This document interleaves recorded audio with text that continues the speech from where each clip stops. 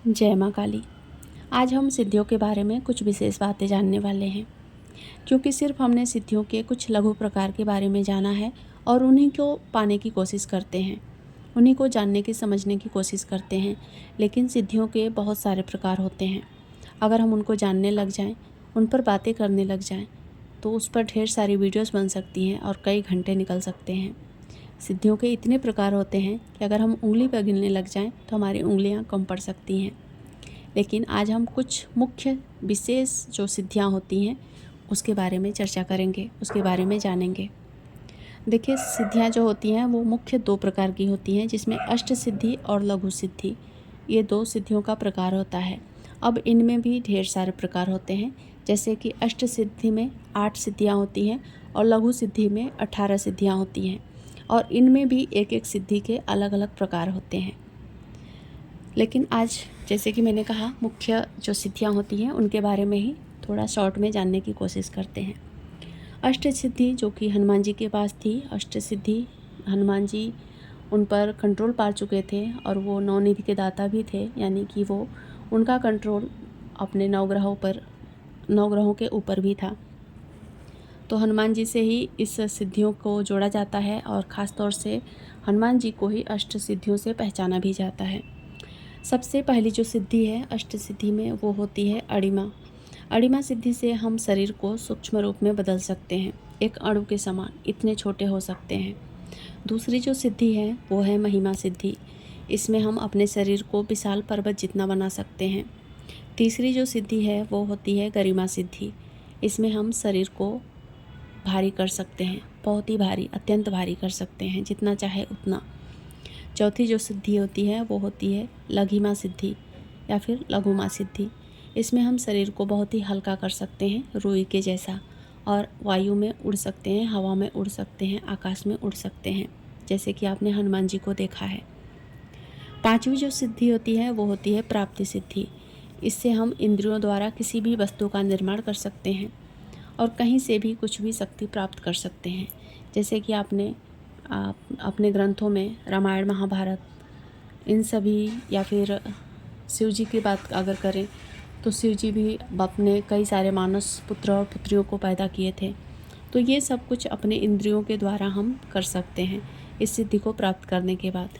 यानी कि जो हम चाहे वस्तु, या फिर वस्तु में ही इंसान ही आते हैं, इंसान हो या फिर जानवर हो, जीव हो, सब कुछ, अगर जो इस पृथ्वी पर जन्म ले लिया है, जो कुछ इस पृथ्वी पर है, वो सब कुछ वस्तु है।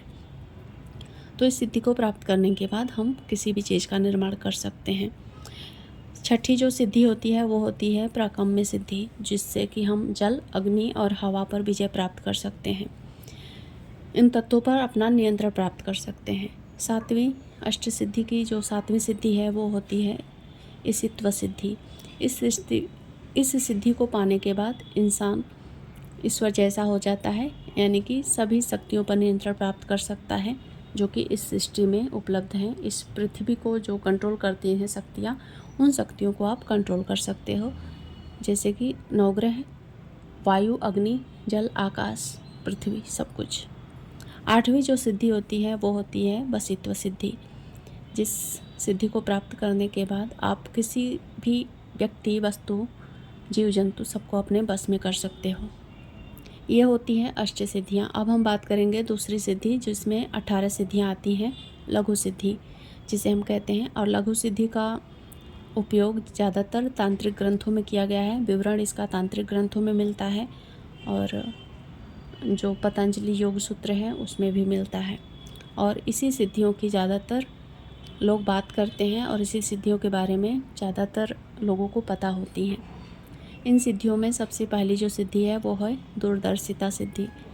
इससे आप बिना किसी भौतिक साधन से, यानी कि आप दूर की चीज़ों को देख सकते हैं, दूर की घटनाओं को देख सकते हैं बिना किसी भौतिक साधन के। श्रवण सिद्धि।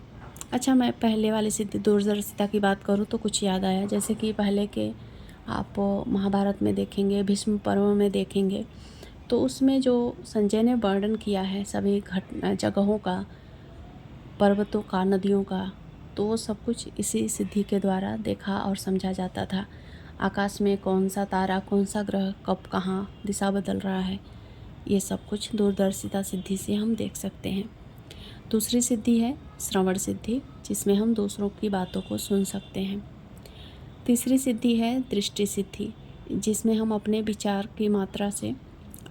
मात्र से किसी को आकर्षित या प्रभावित कर सकते हैं। इतनी सारी सिद्धियां हैं कि मुझे लिख कर रखना पड़ा है, भूल जाती हूँ ना, इसलिए। और अगली सिद्धि है कायाकल्प, जिसमें हम अपने शरीर को कैसा भी परिवर्तित कर सकते हैं, यानी कि युवा बने रह सकते हैं या फिर वृद्ध बना सकते हैं। जैसी हमारी इच्छा होगी वैसा हमारा शरीर बन जाएगा इस सिद्धि को पाने के बाद। अगली सिद्धि है मनः संवाद सिद्धि, जैसे हम टेलीपैथी कह सकते हैं। इसमें बिना बोले किसी के मन की बातों को जान लेना, संवाद करना बिना बोले ही इस सिद्धि को प्राप्त करने के बाद इंसान कर सकता है। स्थूल, ये भी एक सिद्धि है जिसमें हम शरीर से अलग हो जाते हैं और जिसे हम एस्ट्रल ट्रैवल कह सकते हैं, सूक्ष्म शरीर की यात्रा कह सकते हैं। इस सिद्धि को पाने के बाद हम अपने सूक्ष्म शरीर से यात्रा कर सकते हैं। अगली जो सिद्धि है वो होती है मृत्यु नियंत्रण सिद्धि। इससे हम अपने जीवन और मृत्यु का निर्णय ले सकते हैं। जैसे कि आपने देखा होगा बहुत सारे ऋषि मुनि अपने मर्जी से मरते हैं, समाधि ले लेते हैं, शरीर को छोड़ देते हैं। तो ये इस सिद्धि को मिलने के बाद इंसान ऐसा कर सकता है। एक और सिद्धि है जो कि लघु सिद्धि में ही आता है, पर इसका अलग प्रकार है। इसे अनुश्रुत सिद्धियां कहा जाता है। तो अनुश्रुत सिद्धियां में भी कुछ प्रकार यहाँ पर मैं आपको बता देती हूँ, जिसमें आता है काम सिद्धि।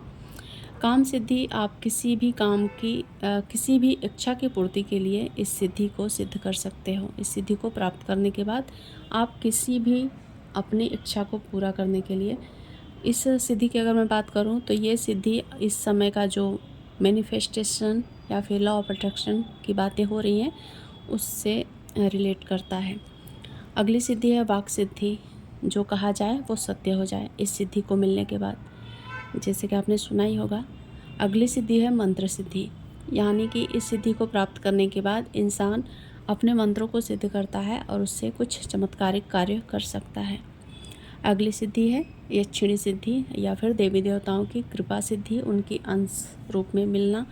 ये सब कुछ होता है सांसारिक इच्छाओं की पूर्ति के लिए। तो ये सारी सिद्धियां थी और कुछ महत्वपूर्ण बातें जो मैं आपको बताना चाहूँगी। ये सारी सिद्धियों के बारे में मैंने शॉर्टकट में बता दिया आपको।